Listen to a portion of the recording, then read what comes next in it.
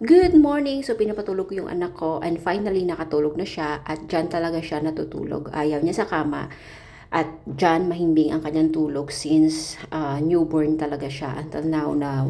More than 1 year na siya. So, dahil nakatulog na yung anak ko, it's time naman for me to do my responsibility as a wife.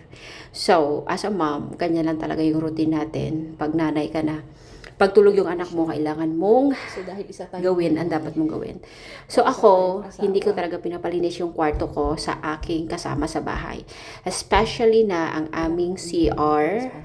Kasi, ewan ko, since talaga na kumuha ako ng kasama sa bahay, ayoko talaga na nagpapalinis ako. Gusto ko ako, kasi alam ko kung ano ang aking way ng paglilinis. So, today, maglilinis ako ng aking CR.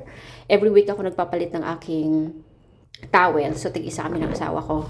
Gustong-gusto ko maglinis every week. Every week ako nag-general cleaning sa aking bathroom and sa aking room. Every day talaga, nililinis ko siya. Pero, yung mild lang ng paglilinis. Pero, every week ako nagpapalit ng aking mga sunrocks, basahan sa kamay and everything. And yan yung mga gamit ko sa aking paglilinis sa CR.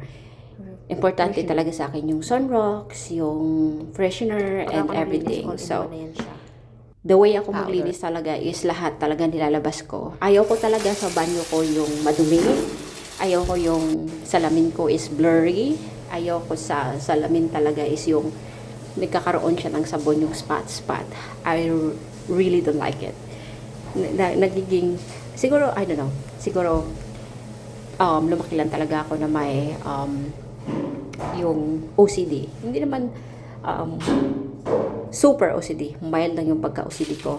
And gusto ko talaga every week with the SS is mabango yung aking CR. Hindi siya madulas. Wala akong nakikitang mga dark spot. I mean, wala akong nakikitang mga itim-itim. Ayoko talaga, especially pag naliligo ako. Araw-araw talaga akong naglilinis ng CR. Ang ginagawa ko everyday, winawalisan ko siya, pinupunasan ko. But, every week talaga ako gumagawa ng ganito. At hindi ako nagpapalinis na sa iba.